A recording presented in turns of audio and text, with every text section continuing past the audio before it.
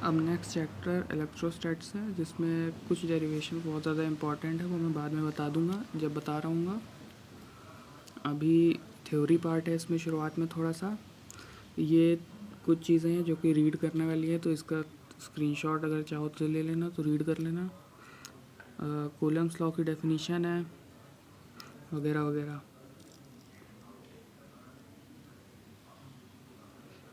अब ये इम्पॉर्टेंट चीज़ है, Coulomb's law in vector form.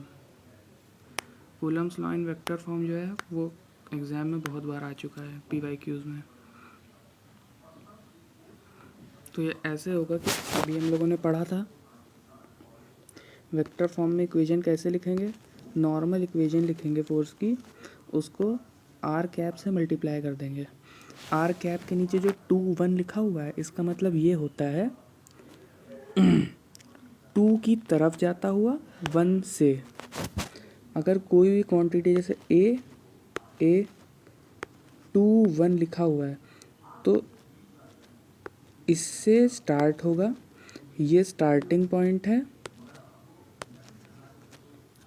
और ये जो है ये है एंडिंग पॉइंट। पहला वाले पे जाके एंड होगा, दूसरे वाले से स्टार्ट होगा।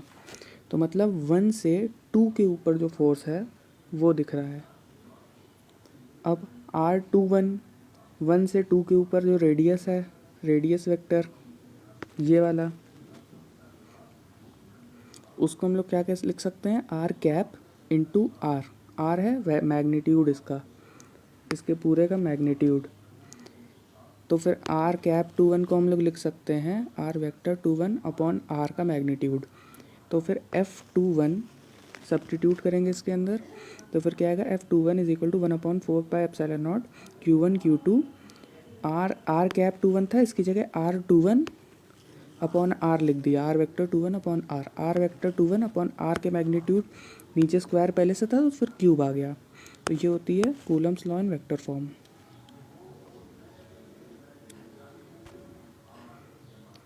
अब आ जाता है सुपर पोजिशन प्रिंसिपल। ये तो बुक से ही करने वाला टॉपिक है, इसमें ज़्यादा कुछ करना ही नहीं है, बस रीड करने वाला है। अब electric field due to continuous charge distribution के ये डेरिवेशंस हैं, इतने ज़्यादा इंपॉर्टेंट नहीं है, मगर आ सकते एग्ज़ाम में, इस वजह से कर ले रहे हैं।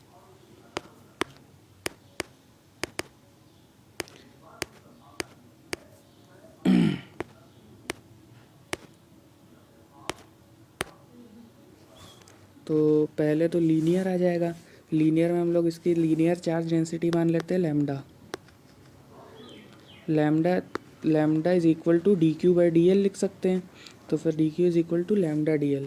अब फोर्स निकालने हैं, इलेक्ट्रिक फील्ड निकालने से पहले फोर्स निकालेंगे, फिर उसको चार्ज से डिवाइड कर देंगे, तो फिर हम लोगों को इलेक्ट्रिक फील्ड मिल जाएगी। फोर्स ऐसे लिखी जाती है जैसे वेक्टर फॉर्म में अभी पहले बताया था, ये नीचे मैग्नीट्यूड है और ये ऊपर वेक्टर लिखा हुआ है। अब 1/4 dQ को हम लोगों ने इधर वाले रिलेशन से इधर सब्स्टिट्यूट किया, इस जगह पर सब्स्टिट्यूट किया, तो यहाँ से आ गया 1/4 Q0 lambda dl into R cap upon R square.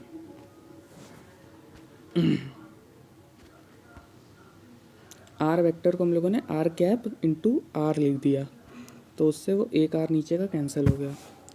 फिर F is equal to Q0 2/4 integration ले लिया, df था यहाँ पर, अब यहाँ पर हम लोगों ने इंटीग्रेट किया है, तो फिर लेंथ से इंटीग्रेट करेंगे, इस वजह से यहाँ पर L नोट किया हुआ है। Lambda dl R cap upon R square. फिर इलेक्ट्रिक फील्ड निकालने के लिए F upon Q0 is equal to 1/4 यहाँ जो Q0 था वो गायब हो गया, integration of lambda dl upon R square R cap. ये होता है फॉर्मूला लीनियर चार्ज डिस्ट्रीब्यूशन है, उसके द्वारा जो प्रोड्यूस की हुई इलेक्ट्रिक फील्ड होती है उसका। अब देखना है सरफेस चार्ज डिस्ट्रीब्यूशन का। हम लोग अज्यूम करेंगे यहाँ पर एक छोटी सी सरफेस है, वो जो छोटी सी सरफेस है उसके ऊपर हम लोगों ने एक छोटी सी लेयर ले ली, जिसको हम लोग ds बुलाएंगे।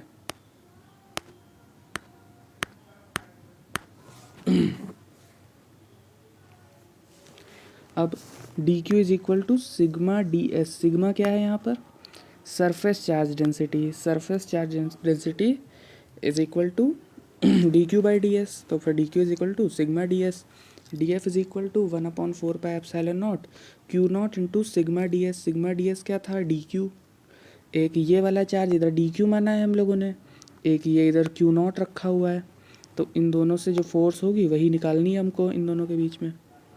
तो फिर पहला वाला चार्ज क्यू नॉट जो ये लिखा है, दूसरा वाला sigma D S D Q जो लिखा है। अब वही वाला वेक्टर वाला फॉर्म, यहाँ पर ये असल में क्यूब है,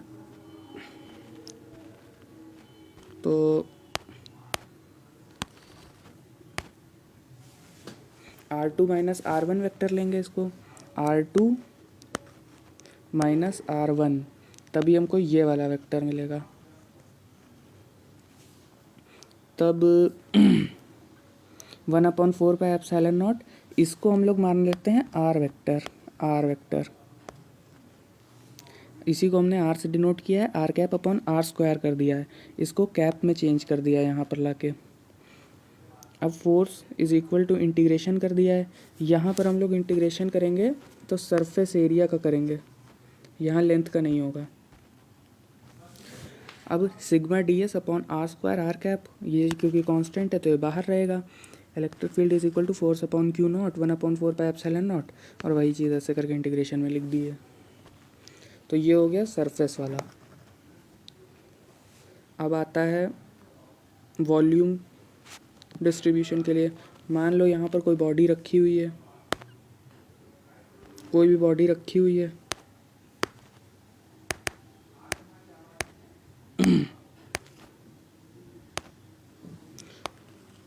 कोई भी बॉडी रखी हुई है, उसके ऊपर हम लोगों ने एक छोटा सा क्यूब अज्यूम कर लिया है, जिसके अंदर चार्ज कितना है? D Q.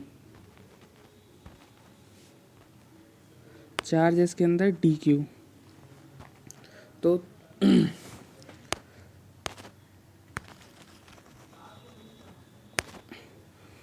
वही चीज़ इसमें भी अप्लाई करेंगे। D F is equal to 1/4 pi epsilon naught D Q into Q naught upon वही उसका क्यूब, वेक्टर फॉर्म में जो इक्वेशन निकाली थी वही लिख दी है। अब इसको डी क्यू को हम लोग लिख सकते हैं रो डी वी। रो क्या है? इसकी वॉल्यूम चार्ज डेंसिटी। यहाँ पर लिख देता हूँ, rho is equal to D Q upon D V. Rho is equal to D Q upon D V. तो फिर रो डी वी क्या हो गया? डी क्यू हो गया। इसको हम लोगों ने वेक्टर फॉर्म में लिखा है, इसको हम लोगों ने आर में चेंज किया। ऊपर कैप में फॉर्मूला बनाया तो नीचे आर स्क्वायर आ गया, क्योंकि R cap into R is equal to R vector, इसीलिए एक आर आया तो एक आर कैंसिल हो गया। अब इसको क्यू नॉट को बाहर लिया, इंटीग्रेशन किया वॉल्यूम के साथ, तो उसके बाद क्यू नॉट से डिवाइड किया तो इलेक्ट्रिक फील्ड का फॉर्मूला ये आ गया।